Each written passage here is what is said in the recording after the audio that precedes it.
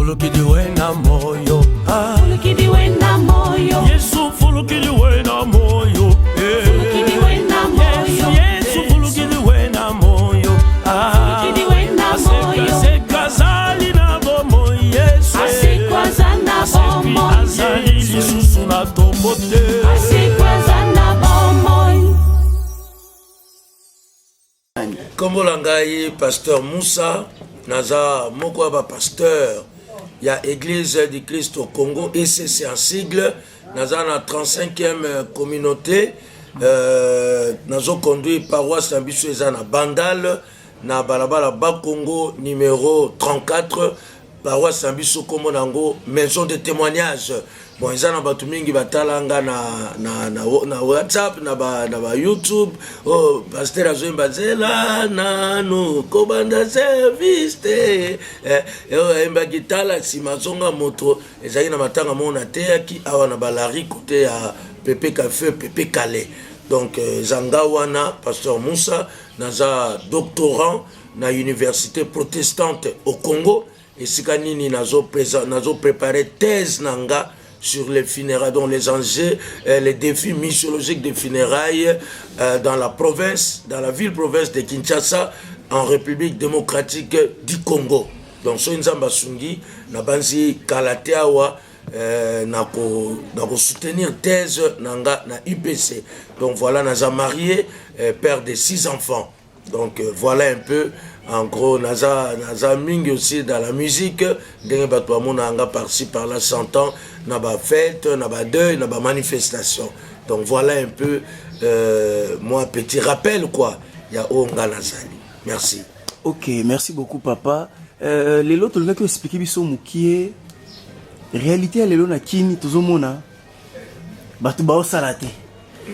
Baza plus na idéologie ya vieux, sauvenga, président, sauver. Mais est-ce que yo en tant que pasteur, pour te bino le komikara mo santé kita, mo santé mata ekita. Bon, te éviter. Est-ce que si on tafuka mebeli na mo santé kitsa lipa, tonguba. Et goya to il faut que muto travailler. Alors yangona to sengi lelo, on me kempe ko expliquer biso ba réalité nini oyo esengi to leka. Pour muto tika sisu kolela ila o les sanga tozolia te bilo na nebelité parce que ce que expliquer biso un peu. Bon, il faut batubaye bango que tant ya man ezé sous-souté, tant ya man c'est le cas. Bon, Dieu est souverain, il peut faire des choses comme il veut parce qu'il n'a pas de conseiller, il est souverain à biso. Mais Nzambe tango asali des amukili, atie Adam na Ève. Il a dit quelque part apesi bango mokili po ba assujettir, donc po ba dominer. Donc dominer, cela veut dire quoi? Cela veut dire que il faut ba structurer ça là toujours malade, il faut que bongi ça, il faut arranger, il faut faire, il faut travailler. Et ce que tali bana Israël, les loyo biso ba pasteur, to comment on ne s'amène pas dans la maison de Dieu les mains vides. Pourquoi? Pourquoi balobaki yango? Parce que Nzambe asala ke mutu nyonso asala quelque chose, et la Bible dit Nzambe apambolaka misala ya maboko na biso, et Dieu fructifie so total baba ezala Abraham ezala, parce que Abraham to benga ke lokola père de notre foi. Abraham il a travaillé sur total bana ne ba Jacob bana tout ça, donc descendance na ye ba sala qui quand même descendance ils ont travaillé. Donc c'est le travail qui anoblit l'homme, c'est le travail qui développe un pays, c'est le travail qui est la source aussi de bénédiction, qui est la source de bonheur. Donc motonyon son nzamba sali na mokili et sengeli asala. Je sais que tozoloba que mikolo yo misale ezalité, ça c'est tout à fait normal. On les a perdu de manches nous sous. Il y a l'État. L'État doit créer des emplois normalement pour ses administrés. L'État doit créer des emplois pour que bazo silisa se retrouver dans chômage te bazo misala. Mais une chose est vraie, misala ngo pesa toujours différent. Batunyos bako kosa na biroté, batumusu bako kosala mécanique te, batumusu bako, donc misala les a diversifié. Nzamba pesa mutu capacité selon ndenge ya salela mutu. lelo toza na bétude toza na polytechnicien toza na médecin toza na agronome toza na enseignant toza donc misala eza diversifié. Donc une chose est vraie, chrétien ou bien peuple en général tozo misala eza te, mais on peut créer l'emploi. Dès la fois passée, Mikolo séminaire eza par-ci par-là, création d'emploi, pose à la dépendance, pose à la indépendant. Il faut créer ce côté oignon surtout. Baza lelo côté ka ba boutique, côté ka ko sala la ba cabine, ko sala cirage, ko sala ba misale belé côté qui ça par-ci par là, ce hôtel qui tchasa, ndeko ana yembi ngo ki tchasa comme mulonge, ba nini tout ça. Pona nini ba mutu nyonso alingi azwa na ye place, azwa espace moko atekisa. Tala lelo na ville mobimba, ba marché comme par-ci par là. Pourquoi? Parce que Moutaza n'a pas ça à soit quelque chose. Moutaza n'a pas ça à nourrir famille naïe. Baonyo surtout bazo salawana. Baonyo surtout bazo tekisa. Baonyo surtout bazo sa basirage. Baonyo surtout bazo par-ci par-là qu'on se débrouille dans la cabine. Et il faut y qu'il y a des licenciés, il y a des gradués, il y a des diplômés. À sali demande, mais ça ne tient pas. Non, je ne veux pas rester comme ça. Il faut travailler. Donc voilà un peu ce que nous pouvons dire. Moussala est très important. Les lots batoiso texamen ba mai batoiso sala ba zen ming pe bazana bazako luka soko ke na ville au mona batu mususu akoyebi soka vie ozo luka nini vie ba courage wana ozo mona tango relaxo place yo somba musala o tike pende ngwana te o tango relaxo place o somba biloko o tike pende ngwana te o kamatata mo 500 pesier alors ba courage ande ngwana abike moyena sala kulune zate bato a moto lelo tala batu nyonso bakino nyonso bakomi ba wewa est-ce que et ça m'a bé. Donc voilà un peu Otokoko Loba Nalikambotali Moussala. Bien sûr, bien sûr que la nouvelle société est, mais je pense qu'il y a lieu de se créer. Il y a lieu de se créer un emploi.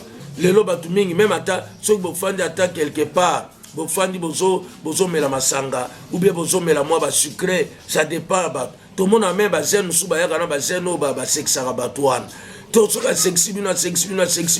Après ça, tu vas quelque chose va pessier. Tout le monde a payé papa na guitare na ye. Bofani na message wa robete la bino banzembo. Banzembo ça ya kala, surtout na babar. Banzembo kala, tout ça. Tango s'appelle Sabino, bo pessier quelque chose. Na mon a payé petit moko, oh ba sala ba physique wana. Ba koma ko tambola par-ci par là. Bazoko sala ba exhibition na bango ya physique, ya ba moi ba nini tout ça pour que bazwa quelque chose. Donc tolingite que muto fanda kaka, bien que musale zate mais débrouille-toi, bien que musale zate sala nyonso de konanga, on se créer quelque chose, on se créer une occupation. Car la même tozaro bake musala sentinelle, oh ba sentinelle.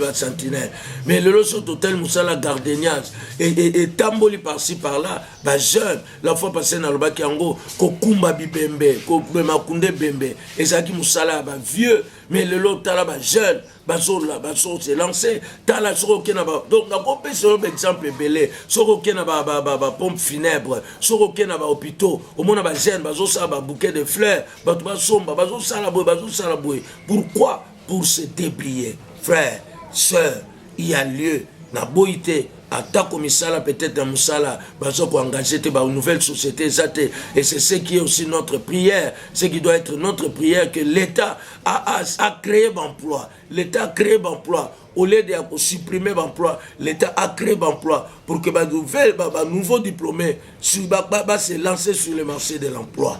Donc voilà.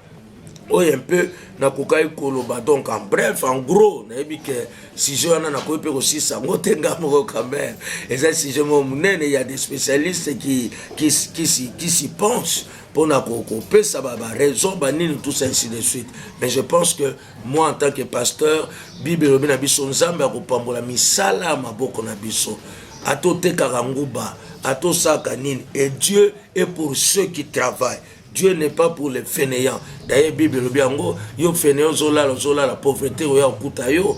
Donc zala muto yo, osa quand même na moi créativité mouké. Donc voilà, dans les bien peut-être à répondre non sauter, mais voilà un peu moi ba idée on a pourquoi on paie ça, on a ndenge otuninga.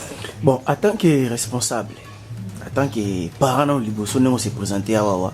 Bon, yeb sangana mutakei ne tulbia débrouiller azoli aller là-bas. Azuma cop, soko azu cop ango nyonso kei akena baka mela meli na tongo so les lignes na muso mona boye azana compétence autika mbongo ya kolia na ndako. Mais romela masanga acha ngona na liboso makamu nyonso. Par là, on peut sa conseil nini. Bah dans une peine nga ko épargner té. Au moins bandi ko muto bandi ko evre, tant bandi ko evre abosani banzala la lobby, au moins lobby susu, azongi sou na shit. Est-ce que technique mo ezate ko pesa na explication quand même ni onzo ba boepo, bah tu vas se retrouver quand même.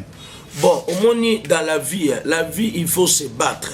Moi je pense que ndenge Bible lobi na biso, c'est à la sueur de ton front que tu mangeras ton pain jusqu'à ce que tu retournes dans la terre d'où tu as été pris. Et ça, namuto kinabiso. Moi, c'est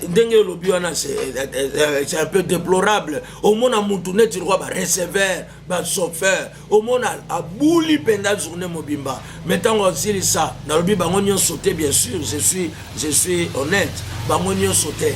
Mais certains d'entre eux, soka sisi ko bula soka ju kop moko boye soka sali boye l'art et loko liboso ezakaka kena ba et loko liboso ezakaka luka ba momi et loko liboso ezakaka panza kaka po ba monaye. Bon, il y a diverses raisons. Il y a diverses raisons que même moi-même je ne saurais pas tout détailler. Mais bamso ezaka soit orgueil, bamso ezaka pe envoûtement de na roba kiwana. Donc aza envoûté à cause de l'art, mais tellement aza envoûté à kenaka aussi sango. Toyebi ba camarade mingi pe to kola na bango à cause de l'art lelo à ke panzango na boîte de nuit, à ke panzango surtout sur otambole na bakapela partout lelo comment bantaba banini tout ça. Muto amona kaka à vivre abima oko vivre wanate masalanga ko vivre zali penza il faut à la sérieux na musala ko vivre zali il faut à sérieux na vie parce que ça mutoki na yo. Donc ba oba sala kandenge wana c'est un acte à déconseiller. Donc toko ko pesa ngolo kwa conseiller pour batu mingi ba koma ba pauvre ba kufa pauvre. C'est de tristes mémoires peut-être dans zo quand sa grand frère na biso. Moi j'avais un grand frère, je voulais pas peut-être paix à son âme. Grand frère Nanga Azwa Kambong, il était dignitaire de l'ordre national de Léopard. Bisotoko na Kinshasa, toyebi ba dignitaire rwandais bazalaki. Mon grand frère a travaillé na ASDA. Mon grand frère a travaillé même na groupe Kake. Le lobby soko yembeza peut-être dans la famille. Grand Nanga asali. Mais na minitso na zolo balabino, il n'a même pas laissé une parcelle. Mais il ne manquait pas de moyens pour avoir une parcelle. Il ne manquait pas de moyens pour avoir des biens. Mais à cause de l'ambiance, atika atalopangote. Donc onanga nazolo banonke baoba saka ndengwana, ils se détruisent eux-mêmes. Et puis baoba négligent la famille. Vous savez que la famille est la cellule de base. Même la biso ba pasteur. Un pasteur, d'ailleurs, Bible, c'est lui qui ne prend pas soin de sa famille, est pire qu'un infidèle. Donc, la famille, c'est cette cellule-là qui doit être nourrie. Et puis, une nation s'est bâtie d'abord par rapport à la famille. Si l'éducation dans la famille elle est bonne, si l'éducation dans la famille est bien, tout le monde a bakulunate, tout le monde a bato baïba mbongo à l'état, frère Nanga. Hein? Parce que ma valeur, il y a bien et banda d'abord dans la famille, mais Bible le bien ngo, tant moi nous sommes éduqués des amoussans ensemble. Donc si nous voulons avoir des bons chrétiens, si nous voulons avoir des bons citoyens, et banda dans la famille, et banda dans la famille. Yangwana ba même ba néglige la famille ndengo lobia na zimbongo akena ye akotika mbongo na famille te baza ba faux ba pena donc ba niama onga na kolo ba donc ba niama e ba tu yo boti bana yo boti ozotika bango nzala nozo kende libanda ozo satisfaire ba nsusu bana yo boti oza ko éduquer bango te lelo soko kena pigeon na boité na lobité ke bango nyonso nazo répéter na lobité ke bango nyonso pour être logique mais ça na ba bazaka na mbongo mais batika bana ba bruti bana batanga te mais lelo tala héritage na bango et comme menacé ba koma ko teka bandambu ndambo 1/3 2/3 qui ça c'est zagande ngana te qui ça c'est comme ko tunana ba soki 1/3 Donc, à cause, il y a manque d'éducation.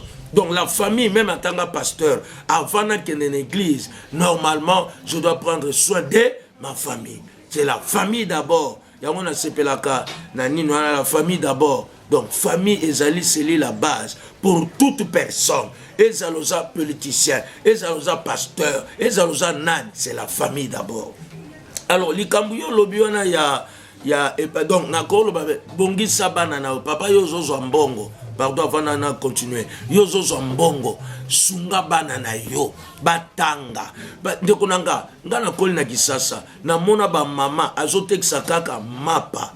Azoteksa nguba. Moi, je suis témoin. Ma mère vendait du pain. Maman poto. Yangwana kolia mapa maman poto na olemba ngote. Donc, chaque jour, na dabarango po. Eza mapa mo erapela na makambo ebele. Donc, maman langa azoteksa mapa. A continue pe na musala mapa. Mapa wana na futa minerval. Mapa wana sunganga. Donc, tout mona ba maman azoko souffrir. Mais azoteksa to nguba. Mais azosala nyonso mwana na kene ko tanga. Azo futela mwana ne minerval. Yo mona tele lo so ba bengani bana na classe. So ba bengani bana na classe. O mona te ba nani ba tele ba mama te. Oh papa pardon. Papa pardon. Tika ezong saika na ofuta. To mona ba tuning ba joie ba defa ba mbongo po ba futela bana ba minerval. Et le lo ba za kimia parce que bana na bango ba zo se retrouver. Alors, donc, c'est très important. La famille est très, très, très importante pour le développement d'une nation. Ce besoin de la famille, la famille mitema mabe, n'attendez pas que lobby makambo sa malade. Donc voilà un peu, on a quoi esquisser alors pour la épargne, bien de konanga, au moins ba crédit, ba micro-crédit comme belé na kisasa, on épargne même 2000 francs. Vous comprenez? Donc, il y a lieu, dans le bien, il y a lieu, ce qu'on soit quelque chose, il y a lieu, on me pèse un peu une discipline, c'est ça le problème, de se donner un peu une discipline. Bon, je sais que parfois, bon, soit que ça peut mouquer, là je suis conscient de ça, hein, et que bah besoin ça qui belé. Mais je rappelle yo, ce que j'ai quelque chose, bino ba to sala batam sala ba job muke ba cop ba nin tout ça, ce que j'ai quelque chose et loko liboso au subvenir na besoin ya libota na yo kanisa kape ata moi 1000 francs. Ba Congo ba kintuki mate. Donc kintsukimate cela veut dire quoi? Soyi hein, denge kendara na nzungu, plus tard nzungu otonda car si ezotiama muke. Donc dans la vie, il faut savoir épargner. Toyebi bien.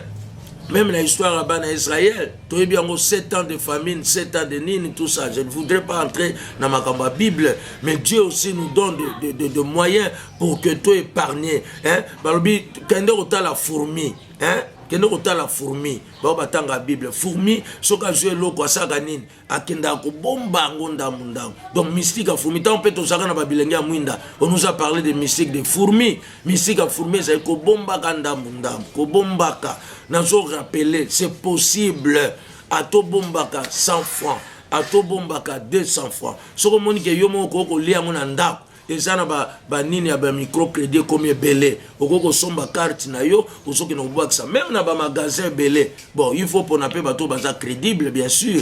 Na ba magasin belé to za boxa ba carte ba onyo surtout ba salaka ba cirage ba onyo même ba wewa ba nan tout ça. Et ça na soka a silisi akebwa ki sa carte pona nini na fin du mois tango kozwango ba tumingi pe ba kota ba makelemba. C'est aussi une façon d'épargner mbongo. Mais toujours, il faut travailler avec des gens qui sont crédibles. Parce que dernièrement, on a bandal, dès qu'on a vu ce mot qui victime, zozo bambongo ya mutumoko yeli bango nini moi entreprise moko zozo bambongo nzoka il était un farceur tango zimbongo ngo akiminango. Hein, ça peut exemple, il y a Babindo, tout ça ainsi dessus, mais nous voulons, il y a la crédible basali. Donc il y a lieu quand même, il y a quoi épargner. Dans le Bible, il y a quoi épargner, mingi kate, quoi épargner moukié. et dans l'épargne, et ça une façon aussi il y a pour préparer votre avenir. Batuming ba somba ba mapangu lelo parce que ba épargné quelque chose. Batuming ba somba ba bien des valeurs lelo parce qu'ils avaient épargné. Ba soit qui discipline. Mais une chose est vraie, que discipline, il y a épargne pas un abisso vraiment et ça la. Mais nous voulons vraiment encourager les gens à épargner quelque chose. Donc voilà un peu on a coupé ça le moi idée par rapport à ma question autour. Ah ok, merci pasteur. Bon alors tu consommes déjà 20 minutes na biso yo au peut ça biso na matéa, mais tu as pour ça un mot de la fin pour te clôturer ma camouflage. Alors mot de la fin comme tel na koloba pona surtout au moni toujours belaming même épargne même tout ça ko ça ezali kamba musala.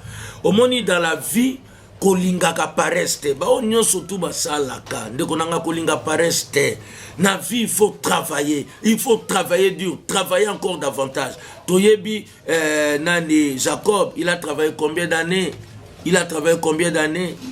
Car wana chiko à cause ya momi ça les 7 ans babine momi wana te il faut que donc momi wana to rejoindre à travailler sur 7 ans. Et il allait toujours enrichissant. Hein? Donc, dans la vie, et l'eau qu'on gagne dans le bas, même si on est chrétien, dès que le bas qui en est, on s'en fait au preso. Mais musicien, moi, il y a bango, au salut, le côté, au fan de na on a quoi, yo, pe, ba, pe, sa, yo. Donc, les gens, message, yo, bango, mo, ba, sen, pe, faut, ba, boule, wane, ça, pas na bango. Batika paresse. Oyebi na même biso na bandala, na ebi garçon moko, banda, nga na zala zen, azala ka charger. Ti le lo azaka charger. Donc, ba, atayo moko vraiment, na yebite, na ki charger, et sur bala, ou soutenir, ba na bien, na boite, na dénigrer angote, na dénigrer angote. Mais une fois ben d'abilil musika, ba msuba banda ba charger, ba kuma ba chauffeur, a commis chauffeur, pa sombi aye. Donc il y a lieu tout le jour ba éviter paresse, à part paresse ba éviter négligence na musala ba mingi ba sala ka ba négligent et ça na musala nzambe négligent na tika négligence au monde mutu poste ne à travail à tiki yango akeko solola est-ce que ko solé ko peso mbon zala wana il y a la Bible prophète moko bi je me tiens à mon poste, je suis toujours là. Batuming basala ka musala na médiocrité. Donc zo mona mutu azo présenter au rapport par rapport est médiocre vraiment. Ozo mona mutu azo musala donc na médiocrité nyonso, ce n'est pas bien. Et puis au moment ezana batu musupe basala ka musala inachevé. Donc musala nyos abanda ka bien mais asuka kate, ce n'est pas bien. Au moment Bible bla biso même que ceux qui mutalinga sala tour, il faut avant à réfléchir et ça comment tina suka. Yangwana ba musala inachevé, ce n'est pas bien. Et puis il faut osana bolingo ya musala oyozo sala. Il faut avoir cet amour là. Si tu es pasteur, aie l'amour de ce que tu fais comme pasteur.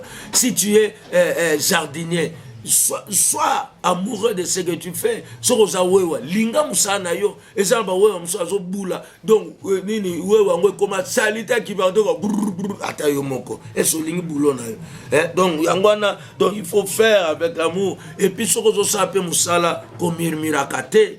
Si tu n'as pas nzambe batuming ba mirmiraka to sa musala avec murmure et simbarate. Donc ba élément ezebele o ndenge lobia na koko loba mais on a lobi yango wana pour que moko na moko atala. Est-ce qu'il n'est pas négligent? Est-ce qu'il n'a pas la paresse? Est-ce qu'il ne travaille pas dans la médiocrité? Est-ce qu'il ne travaille pas avec l'amour? Et puis est-ce que asala musana murmure te? C'est ça le problème parce que musala nyonso so ça même até pas patron so ça musala na ba murmure o imai o simbate. Il faut être franc, être honnête. Donc nous encourageons les gens à travailler parce que seul le travail anoblit l'homme. Bien sûr, tant que ça la paix, auto saramibe kwanzambe, auto sarapé mibe kwanzambe sur le travail. Zalaka pe mutape sarabomon, zalaka pe mutape sarabadim, zalaka pe mutape sarabofront, zalaka pe mutape sarablibéralité. Donc je pense que ça il y a banzela o ifungola ba bénédiction pour na bana nzambe. Donc voilà un peu on a kokaye comme je sais que c'est un sujet vaste, on ne sait pas tout terminer. Mais l'élément on a en tout cas, merci beaucoup, Pasteur Moussa, pour l'élo. Mais depuis que tu continues l'épisode de ces bélés, en tout cas, tu as merci. Mais la ligne qu'on rappelait, Bandeko, va s'abonner à la chaîne Nabiso. Vous comprenez? Ce que vous tapez Pasteur Moussa officiel, hein, s'abonner. Tout ça, Pasteur Moussa officiel, pour s'abonner. Numéro d'Angleterre plus 243 99 99 011 01. S'abonner. MPC 081 294 36 41. Donc, on s'abonne à la chaîne, même à Mituna, nous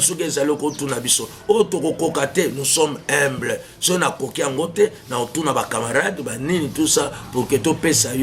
Ceux qui posent un problème à prière, notre église est permanente pour la prière. Donc, tout ça, on a Baba Congo, numéro 34, na commune ya Bandal. Baoba koye la kota Kimbondo, entrée Maman Colonel, sur le kota 24, au Kitskana Bambole, au Tuni Balabala, Bas Congo, numéro 34, c'est là où nous sommes. Tunka Wab Église à Pasteur Moussa. Merci. Bissot au succès à toujours. Oui, les bonheurs et la grâce m'accompagneront tous les jours de ma vie et j'habiterai dans la maison de l'Éternel jusqu'à la fin de mes jours. Soyez bénis au nom de Jésus-Christ. Amen. Fulukidiwe na moyo. Fulukidiwe na moyo. Yesu fulukidiwe na moyo.